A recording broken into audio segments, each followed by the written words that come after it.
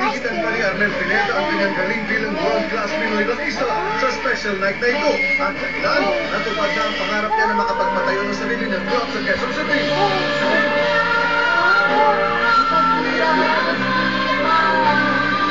Natupad sa pagpangarap sa Manirags to Riches story ni Arnel na gusto maging sentro ng mga rockista ang kanyang naipunda.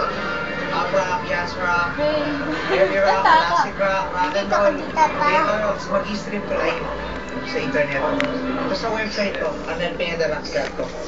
Nakadisplay ang mga larawan, gitara at iba pang memorabilia ng singer. Kita kay kita eh. Ay natutulog sa luneta dahil sa kailangan at kawalan ng oportunidad sa buhay.